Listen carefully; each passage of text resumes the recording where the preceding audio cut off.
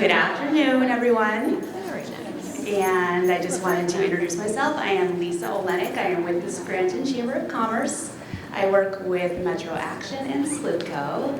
And Jason was one of our tenants in our incubator, so welcome. Just a little bit of information. So the room exits are in the back if you do need to leave. The Empower staff are throughout the room. If you require any assistance, please see one of us. Everyone is reminded we are using the Whova app for Empower. Questions for this session can be submitted there, and they will be asked to our speaker in the last 10 or 15 minutes of this session. Or you can also ask a live question by raising your hand, and one of our staff will bring the microphone to you. Please note this session is being recorded for viewing post-Empower, and photos will also be taken.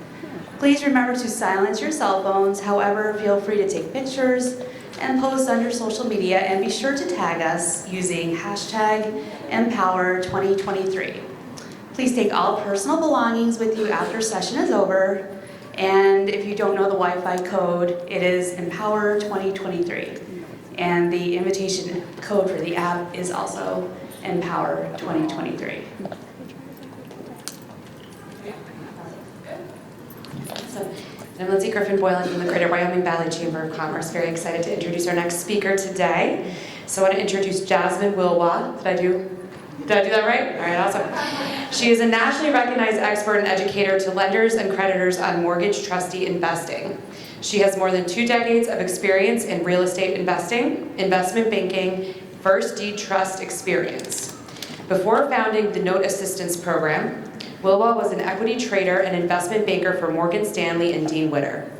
After losing close colleagues on 9/11, she left the industry and worked as a loss migration specialist with GMAC Homecomings.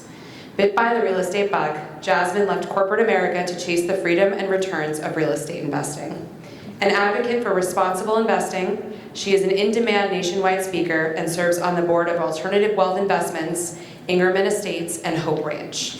She holds a bachelor's and master's degree from California State University and is a certified training professional with the International Society of Female Professionals and a certified delegate spokeswoman for the Women in Housing and Real Estate Ecosystem. So welcome, Jasmine.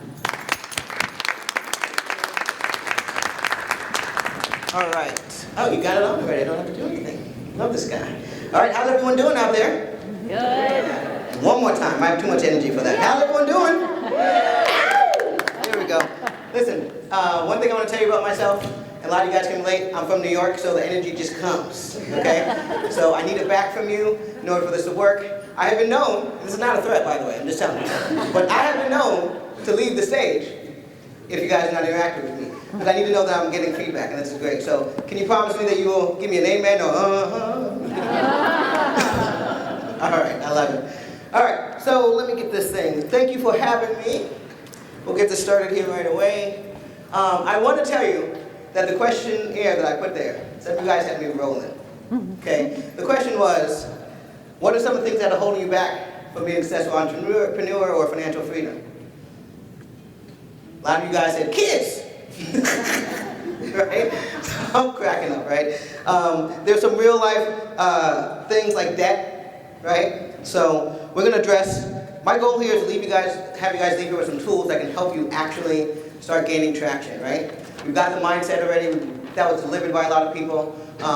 We've got the energy delivered by people, but I want to make sure you have the tools, you know who to call, right? To take steps to making you get that financial freedom so you can enjoy what everyone's talking about. It's hard to enjoy what everyone's talking about if you don't know how to get there. Can I get an amen? Amen. All right, we're talking. Little test. Thank you.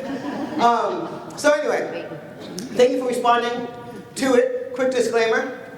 I am here as a consultant. You want to trust but verify, as you guys all know, right? Check with your personal accountants and people. I actually am a consultant with Ingerman Estates here, so I will do a shameless plug and say if you need someone to consult with, talk to him, right? But you should always work with someone and check if the things that you're hearing on stage would be applicable to you. Make sense? Of course, I was raised by my mom, so I want to make sure I say thank you. Gratitude is one of the currencies that I pay in, so I want to make sure that you guys who attended I say thank you to, and then the chamber, of course, for having me. I have not felt so comfortable in a place other than home in a long time since I've come here to Scranton. So that means a lot to me, and I travel a lot. And so there are some other nice places out there that I go to, but hands down, you guys have taken the bread with the welcome wagon. So thank you very much. Let's talk about me. Who am I? Why am I here? How do I have the nerve to talk to you about becoming financially fearless, right? So I mentioned I'm from the Bronx, or I don't know if I told you that, but I'm from New York Bronx, and I like to say 1975 Bronx, not the gentrified Bronx, so you can get a feel.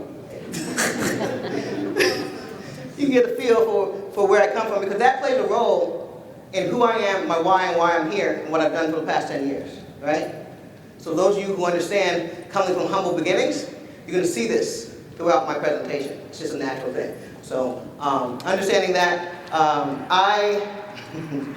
how many of you guys have seen the movie Trading Places? I'm aging myself, but who's seen Trading Places? If you have not seen it, just go see it. It's Eddie Murphy. I saw Trading Places, I was 11 years old. It changed my life. Kids from New York, I said, he's getting paid to be a professional gambler. Stockbrokers. That's what it said to me. So I wanted to be a stockbroker when I grew up. And so my entire life I'm focused, right? And that's what I became. I got a degree in economics, then moved myself back to New York, started knocking on doors. The old Wall Street was very nepotistic, if you will. So you can't just send in a resume back in the day, at least. I don't know how it goes now, but you cannot just apply to Morgan Stanley. Now, did they have applications that you can send in the HR department? Yes. But you were not getting in unless you knew someone. It was recommended. And so, I got a few recommendations. I also went out and got, licensed by another company called MetLife. So I went to MetLife. They gave me my Series 163 and my Series 6, which allowed me now to be attractive to the big guys. And so that's how I got my first step into Wall Street, which is where I always wanted to be, right? Started there, spent 6 years on Wall Street. They blew up my building. I worked in the World Trade Center. You guys can remember that. Pretty much traumatized me. Ran back home. And to Mama, of course, San Diego. Decided I lived like no more than 5 miles from her. Started working for GMAC Homecomings. You guys are familiar with General Motors, right? Mm-hmm. How many of you guys know General Motors is heavily invested in residential mortgages? Some of you do, some of you don't, but that should be the shock. So that's what I'm here to do. I'm going to talk to you guys about some of the things that are blatantly hidden in front of your face and that you can use as well, right? Because we have some big companies, like the ones I work for, Morgan Stanley, all the big boys, who will spend millions and millions of dollars to focus your attention on things like NASDAQ, right? NASDAQ, in my opinion, is a distraction. Unless you know what you're doing, and you can take me out for a drink and I'll tell you all the stories. You probably don't have any business in there, okay? And so the bond market outdwarfs the NASDAQ by size and number of participants and actual dollars. That should tell you something, right?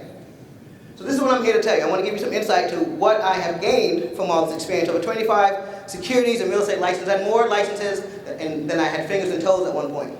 So can you think about the continuing education? Anybody? Horrible, right? So I want to get that to an end.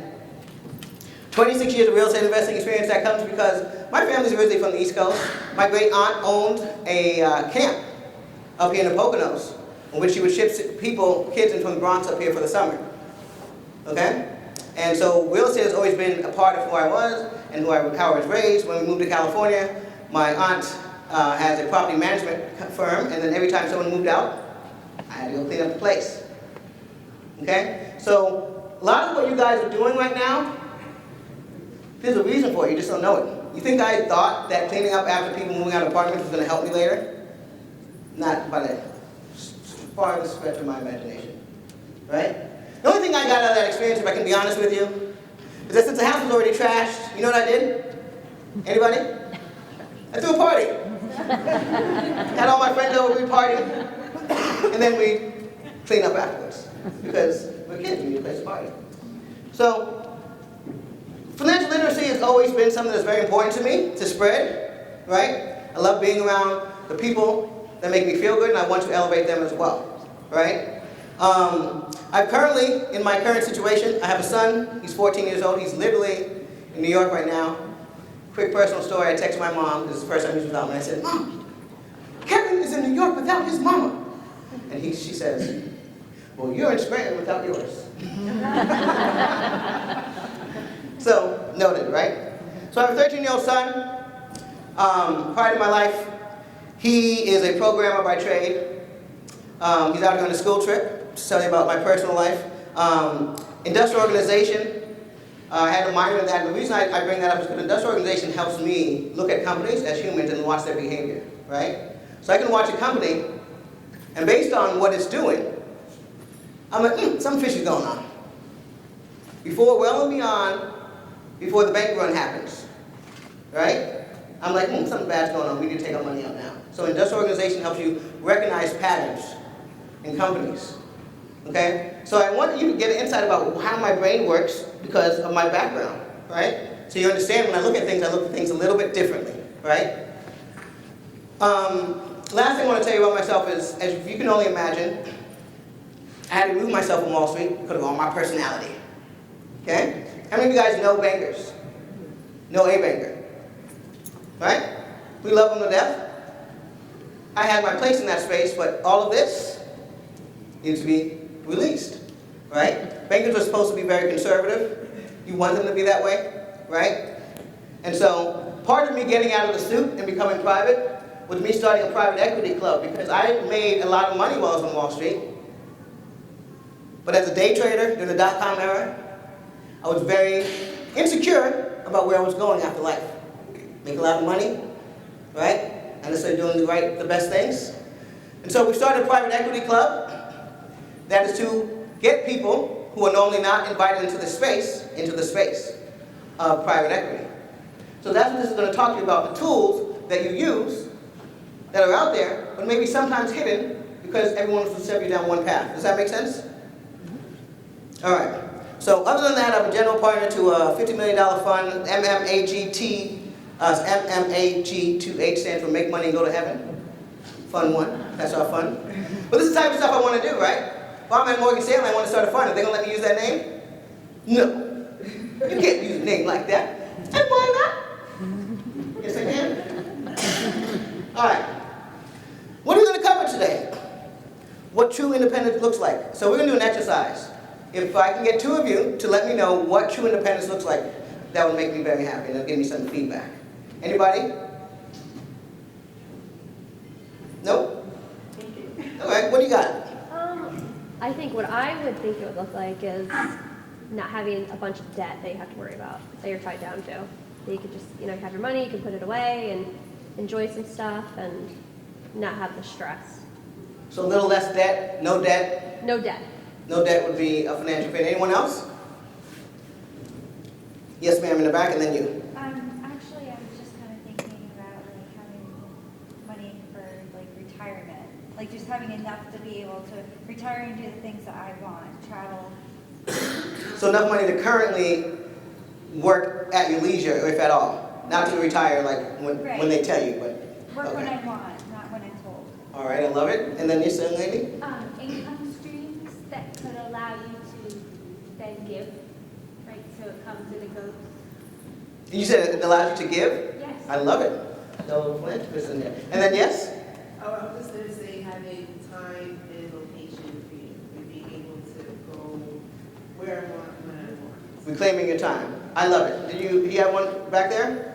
I would say having choices. I love it. You like me.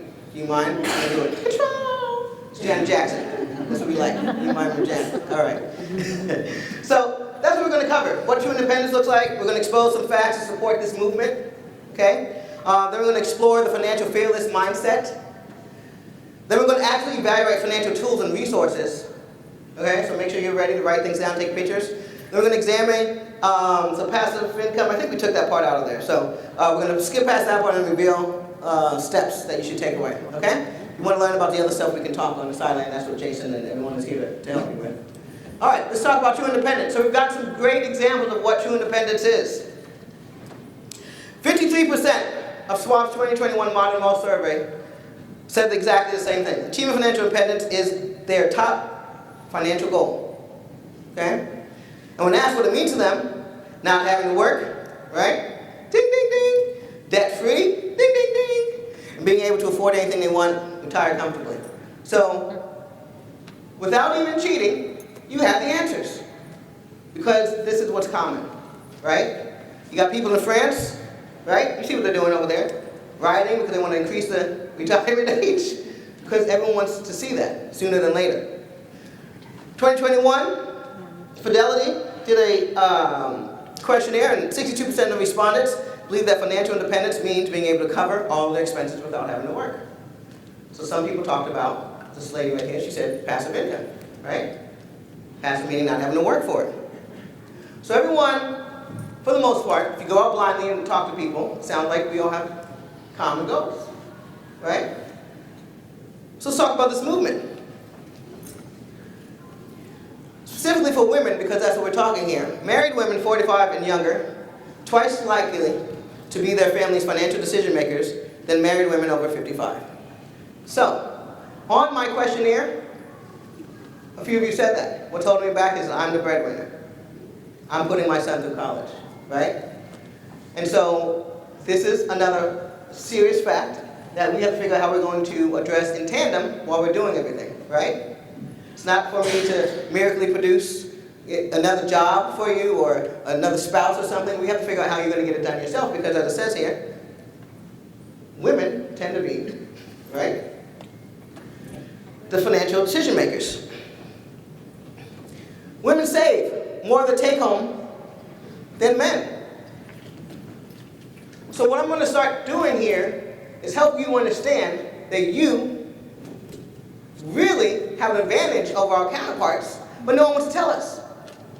The facts are here, but you won't hear this. It's like, let's invite this person to the meeting, not you. But meanwhile, your savings are higher. You're more disciplined. Understand? So part of this is about us first being empowered. That's why I love and was excited to speak here. It's like empowering women. First step with the knowledge. We have all these tools. No one's to talk to us about it. No one's to bring it up. We tend to generate higher returns. Is this a surprise to anyone here? But just by show of hands, does anyone know this? You knew it. I'm going to get your number. But most women are like, are you kidding me? Yeah. But meanwhile, who gets to do the investing in your family? Right?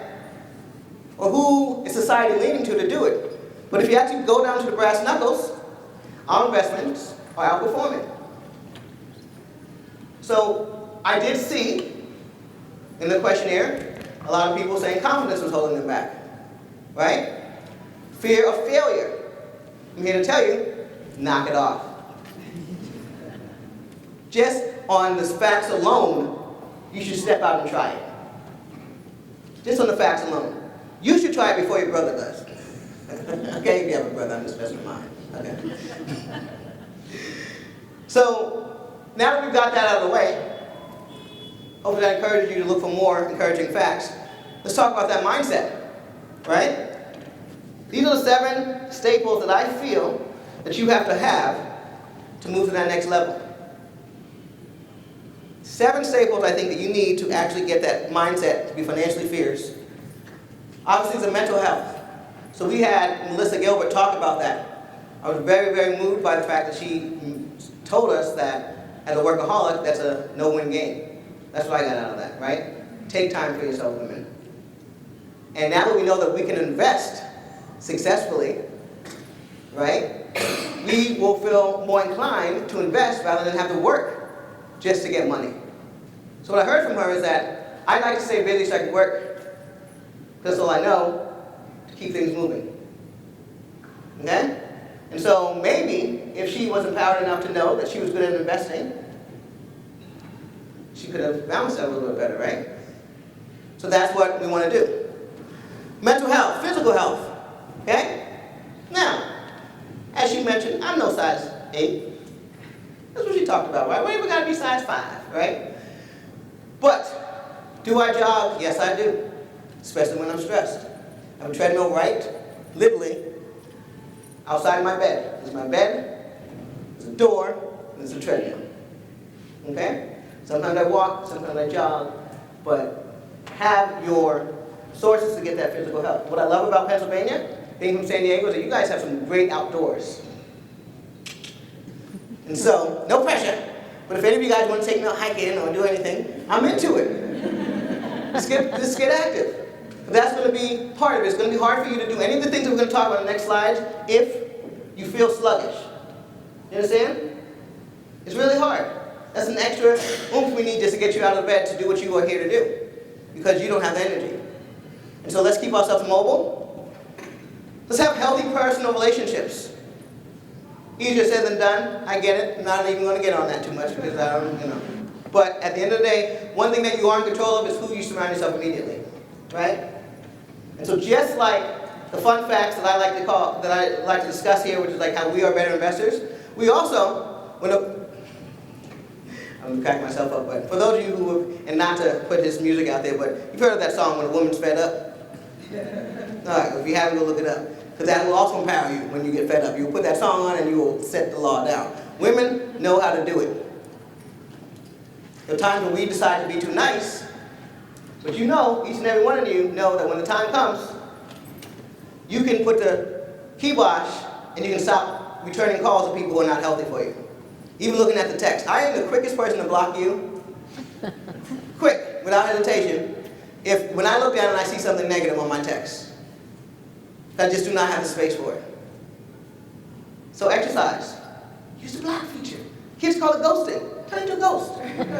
So, active working budgets. Okay? So, if you are shy of spreadsheets, whatever the situation is, there's so many tools out there right now. These are one of the things that I'm coming to terms with. It's like now it's so much easier.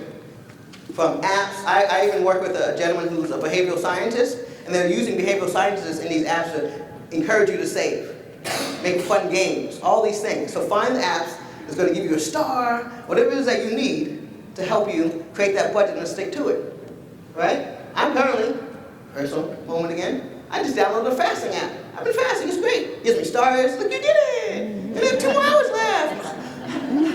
Right? So, get active with your workout and budget, and there's so many new tools. You don't have to be an economics major to get with them. And as we talk about later, you can also find people, you can team up, form little investment clubs and groups, right? Whether you're investing your money together or not, you can all investigate strategies together, right? So I encourage you to do that as well.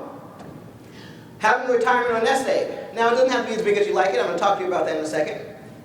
But if your company offers it, take it, right? Because time flies. That's one thing I learned the hard way. 30 years is gone. My son's 14, just gone. Not even sure how it happened, when it started, but we all can go like, well, if I would just open up an account when he was 2, now he's 14, or any of those things. If I bought a house, shoot, I'm going to finish paying off the mortgage. And you could have told me back when I was 20, 30 years, I'll never pay off that mortgage. Now, some of my friends are paying off the mortgage, right? So, one of the most important things is figure out how you're going to work on that nest egg, and that's what we're going to talk about here, but you can work on it actively and adjacent to your current situation. Road mobility, this is what Lorraine hit on, being able to freely travel. I don't care if that's just outside of your backyard, in your neighborhood, or worldwide travel, nationwide travel. America's a beautiful country, but in your mind you cannot be trapped, okay? So make sure that you have at least sense of freedom, and again, it doesn't mean that you have a passport everywhere, but you can come and go and step outside of your house, and roam a little bit, get to visit family or what have you, get that going. That's going to help you. And lastly, legacy building. We are all here at some point going to start thinking about our future, what we're leaving behind. And even if you don't want to leave anything behind to your people. Some of you are like this young lady and want to give. I'm a giver. So what's your legacy going to be? You start thinking about that, that's also going to motivate you in your current. Thinking about today is not always as motivating and exciting, right? Because you're in the moment. So let's plan. Let's think about a legacy. Let's think about my grandchild, what I want him to live like, right? So these are the things, in my opinion, that you want to have down in order to get that mindset before we can move forward. So some more fun facts. Women with higher levels of financial literacy tend to save more, spend more wisely, and invest more than their peers. So, the true answer to that question I asked should be, what's holding you back? It's some more financial literacy, just more knowledge, just more access. I'm a woman, give me more. Just give me some more access. Teach me more, and I will do. Okay? Clever Girl Finance. Putting away money for their financial goals is the number one thing that makes women feel more confident and in charge of their futures. How many can relate to that by the show of hands? Okay? I don't know if they say we're hard to please. All right? It's easy. So these little things, even if it's a $5, $1, just give me $1 a day for the kid. Give yourself $1 a day. Okay? Let's get into the meat of this, the nitty-gritty. The tools. How many of you guys are excited about the tools? This is what we came for. Tell me what I need to use. All right. Boom. 7 financially fearless tools that you will need. So I'm going to walk through these slowly. First thing I'm going to say is that team. We talked about it. The team is very important. These are a group of individuals who you're going to work with together and share common goals. Going to keep you accountable. Does that make sense? Give you good ideas. Pull you up when you're down. I would be nowhere without my team. Period. I probably would not have made it here without my team. Okay? So, team is going to be very important. I do not encourage you to do this as a solo gig. I tell people, don't invest alone. Right? So, find some people like mine. This conference gives you a huge opportunity to do just that. A lot of times they are not going to be in your immediate circle. Does that make sense? I repeat, these people may not be in your immediate circle. But those are the ones that you've been around so far and nothing's happened, right? So switch! Okay? Let's meet some people here. Everyone here wants to do something different. That's why they're here. Self-directed IRAs. We're going to go counterclockwise. How many of you guys are familiar with SDIRA? By show of hands. 1, 2, 3. Get up here and talk. You, in the middle. Get up here and give the speech. I'm just messing with you. She's like, I know. I'm just messing with you. No, I love to give the audience a good time. So, self-directed IRAs are one of the most powerful tools out there. And you are not going to hear about them from the Wall Street because they are anti-Wall Street. This is where people go who do not want to invest in Wall Street. We're done with stocks. We're done with bonds. We're done with all those ups and downs. Now, to be clear, the self-directed IRA is not really a thing. It's just an IRA. It's the same IRA that everybody else holds. But this one, allows you to invest in other things with your retirement money. That's the genius behind this. A lot of you guys think, I would love to invest. I saw it, 18 people. I have no money to invest. Well, guess what I just found for you? Money. Where did I find it? If a lot of you guys, some of you look fairly young, you may be on your first job. But for the rest of you, if you've had 1 or 2 jobs in the past, and there's a small 401k that you just never rolled over, you just found yourself some money. Okay? And you're not just restricted to what the big guys, Morgan Stanley, the Prudentials, everybody are telling you to buy. Okay? They strictly just tell you their 3 items and they roll it like Taco Bell. Now it's a taco, now it's a burrito, now it's a quesadilla. They just roll it up in different things for you to buy because that's their channel. You go to them and say, I'd like to invest in this apartment building. How many of you guys are aware at Scranton how the property values are going up? I mean, I'm 5 minutes, and I'm not kidding, so here, this is the threat. I'm 5 minutes from buying real estate out here myself. Especially in the downtown area. It's really priced nice. So what if you can take your self-directed IRA and invest in a condo or something? Maybe an Airbnb. Something you're more familiar with. Does that make sense to you? So this is where I'm coming in to say, think about it. Do you have any old IRAs laying around?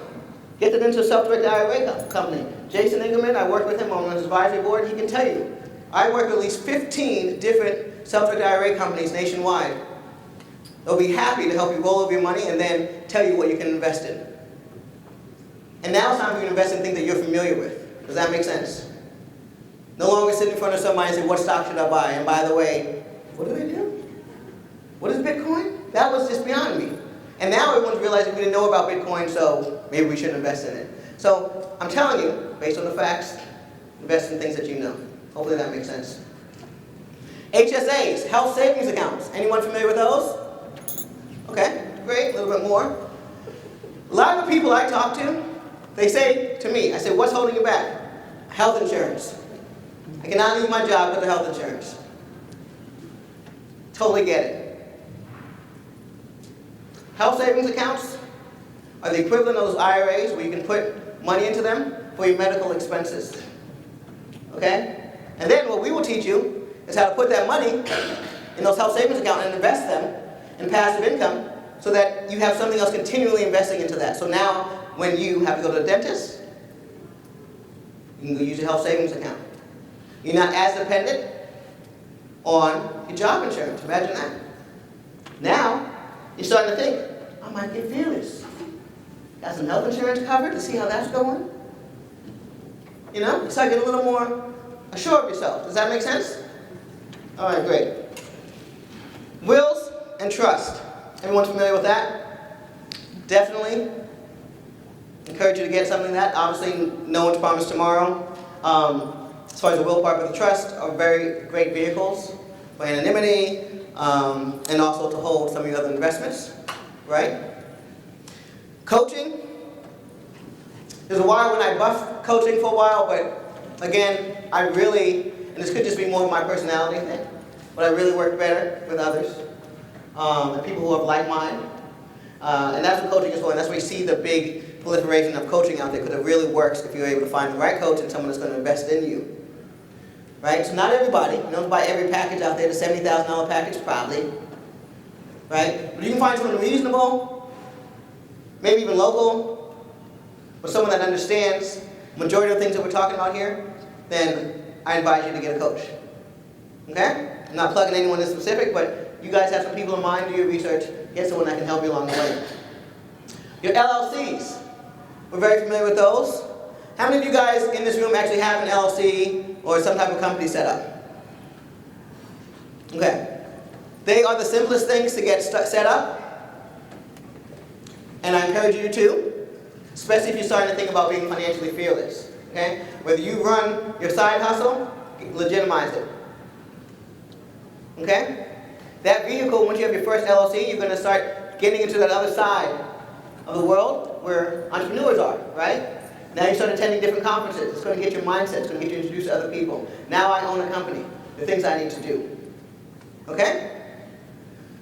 So LLCs, they're limited liability corporations. I love those. But also, for you when you're going to start investing, I use them as tools to invest with. And then lastly, the ESA. Familiar with those? Educational savings accounts. You can find those at the same place you find the health savings account, IRA, the self-directed IRA, right? And so, the educational savings account is an answer to those of you who have children and you're like, I have to put a child to college soon, so I don't think I can start investing in anything else or burning money anywhere else. Cool thing about those is that whether they go to college or not, they can use it for higher education. And without getting too much, it's a wonderful tool. And all of these, you can put alternative investments in. So that's the beautiful thing about it. That's where you get that competitive edge. Right? When banks are offering you X amount of percent, maybe this investment's offering you an A cap, but you know yourself that you can do an Airbnb, or you have someone to do this and the other, you can contribute. Someone's offering you an opportunity to get into a deal. And like, oh, if I only had a little bit of money. Try rolling over some money if you happen to have it. Maybe I'm talking to people who have IRAs. That's how I get access to OPM. Right? Other people's money. You have deals? You have a great real estate deal? No one has money? Do you have any IRAs you want to think about? If you're really excited about this, I can help you get access to it. We can do this deal together. Does that make sense? So, there are people out there, a number of people raise their hands in this room saying that they are familiar with self-directed IRAs. To me, that means that they are looking for opportunities to grow their retirement accounts. So again, for those of you who have opportunities, they will vet them out, but they have an opportunity to invest in you. Was that helpful at all, these 7 things? Yeah. Was that helpful at all? Yeah. Okay. Yes, no, boo. I'm well, good. Thank you. So what's our takeaway? I'm gonna ask at least one person in the audience to give me a takeaway. Anybody tell me something they would take away? And I'm gonna open up for questions. Yes, ma'am. So what we've learned as the normal channels for investment is really much broader than we ever done. Boom. If I leave you with nothing else, that's what I want you to understand. What you guys are exposed on a daily basis is not it. There's so much more. When I found out what more there was, I literally left corporate America. I have not created a resume. I think I just did one last 6 months because to start the fund, SEC wanted a resume. I was like, I don't even have a resume. I haven't had a resume in like 20 years. I'm not gonna get a resume. And I sent them something like, this is not a resume. And I was like, okay, you know what? I don't know what to do, so I can hire someone to create a resume. But that's how vast this world is out there of alternative investments. So I encourage you to start looking for them, okay? Going out here when other people are talking about as long as you have the capacity. You don't have to get involved with everything. Just be exposed, okay? All right. So takeaways I would like you to do from here, or steps of actions, if you will. These tips that are going to help you become financially fearless. Create a vision.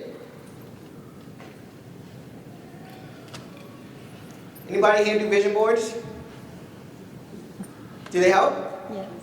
Say it loud so everyone can hear. Yes. We don't want any secrets. If they help, yes, they help. Everybody heard? It's fun. It's just scrapbooking. Do it. Self-care almost, because you're just scrapbooking. When's the last time you sat and cut pictures out of a magazine and pasted them somewhere? Right? You have to identify your passion. I'm only here because I'm passionate about bringing women into this. Everyone that has been excluded so far. People ask me all the time, why do you do this, Jasmine? You should have started a fund as soon as you left Wall Street, disappeared into the abyss. Probably could have. But that is not where my head was. There's no way 1975 Bronx would have allowed me to. Does that make sense? I had to come back and give. So that's why I do what I do, and that's why I'm here talking about what exactly changed my life. These are all the tools that changed my life. So no buff, no, here's some things, let me know how it goes. Okay? I built a whole business around all these things. And they're out there. Making a decision and declare it. Let me tell you what, indecision is the worst thing that a woman can be plagued with, in my opinion. Never mind in general, but women in general, because we are so good when we do make decisions. So the loss that the vacuum that we create when we stop making decisions, stop being decisive, is felt. Does that resonate with anyone? Yes, ma'am. Yes, it does, right? Yeah. And so, I gotta tell you, I'm one of those people that makes a decision and we just stick to it, and we just see how it goes. But once it's decided, we do it. And it doesn't always turn out well. You stick to it, and you learn from it, and when you try it again, you don't make the same mistakes, and you're probably more successful at that time. But that's one of the things characteristics that I have, which is like, I just make a decision. Okay? I'm literally in Pennsylvania, and it was like, what in the world are you, how is Jasmine in Pennsylvania? Because I just decided. Jason told me to come, I was like, okay, I'm coming. So, turn yourself into one of those people that are confident in your decisions. I've decided I think this is a good idea, I'm just going to try it. Okay? 9 out of 10, I said 9 out of 10, but I don't know what you're thinking. You're going to survive it. No one's going to drop dead. So my mom said, did you die? I said, Mom, no, I did not die. Okay, why do you always ask me that? Okay, at the end, I'm still here. Consulting, talked about the importance I feel about coaching, so won't get into that much more, but again, I have it here again because I think it's very important. Okay? Finding someone to consult with you, even if it's on like a quarterly basis, if you don't want to do a regular coaching, I think that's very important. Okay? It's that if for no other reason, it's accountability. And if you don't like people, I'm pretty sure they have bots out there now that can do this for you. You know, accountability bot. Okay? All right. Access to tools, building yourself a course of action. Okay? You now have a vision. How am I going to get there? And do you know every step? No, you don't. But just do a course. Maybe there are 4 steps missing that you have no idea are missing. But build the course first, and then only then can you identify what's missing. Does that make sense? So I'm a huge advocate of writing things down, creating that plan, build a course of action. That's what my team does for me and keeps me accountable. I call myself the VP, visionary president. Come up with an idea, And they're like, okay, so in order to do that, Jasmine, you're gonna have to slow down and fill up this spreadsheet and give me these answers, and here's the plan of action. Okay, perfect. Because otherwise, I'm just the woman with all the ideas. And if none of them happen, then I'm just a woman with the ideas, right? So I'd like to see them come true, but I cannot do that just because of my decision to spend time with my family, right? And also have some personal time. I need a team. And this team understands sometimes. You're like, ooh, we'll leave her alone right now, she's gonna jog. Well, it calls after jogging, Jazz, right? Because they know I'm gonna be in a better mindset at that point. So work with people that understand you, and find your community. Gosh, this kind of goes back to everything I was saying before, but I want to talk about community. Chamber of Commerce, Incubator, Ignite program, excuse me. You guys have a tremendous family out here. Take advantage of it. If you have a business idea and you have not stopped by the Ignite Center, you're kidding yourself. As someone who started businesses everywhere from New York to New Jersey to California, Wisconsin, I think I have a business in. You know, they tell you to start a business in all these states because of taxes, all this nonsense. I have opinions about that. But anyway, I went for it. As someone who started a business in all these states, at least 10 different states, there's nothing that will help you move along faster than what you have here. I go to New York to open a business. It is one of the most daunting things in the world. Fill out a piece of paperwork. Oh, that's not right, the piece of paper. You didn't fill it out correctly. This is the wrong department. No one wants to help you. That's all I do is tell you what you did wrong. Literally, you go back to the drawing board and get back here when you're done. Okay? I'm sitting with these guys. Something's wrong. Let me know if you want to have an appointment so we can talk to you and tell you how to fill out this application. I need help filling out grant applications. I'm not a grant person. So use these resources. One of the things I've learned is that a lot of us ask for a lot more resources, right? A lot of times we don't need them. We just need to be more resourceful with what we have. And not only would I pay good money to have what you have here in the Scranton area, but I do pay good money because I fly out here for it. Because I can tell you right now, doing what I wanted to do in California, New York, and the other states, I would not get the help. Okay? The city is not here to help me get through and filling out permits and everything I need, so this is very important to you. So a lot of you guys out there have ideas. I will tell you again, find your community. And I think a great place to start is with the Scranton Chamber of Commerce, etc. All right, I think that's it for me. I would love to ask questions. Do we have Q&A? Yep. I'm on the app, but we have a couple minutes. Does anybody in the room have any questions for Jasmine? Now the fun fact here, you can read if you like, women are better investors than men, says Warwick. So, I'm going to be, I think we're doing a panel next, so I'll be there for you guys, and we'll be hanging out if you have questions. We do have one question from the app if you want me to read it off. We have a couple minutes here. Do it. Okay, you talked a lot about having a coach, and it says, should everyone have a coach?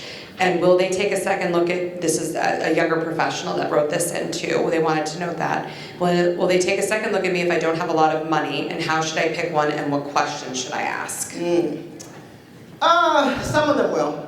It just depends where you go. Like, I don't encourage you really going to find a coach at some of these RIAs and the overnight things where people are just coming and, you know, making a program to have you. But finding a true coach, first you have to identify what space you're looking for. There's coaches for everything.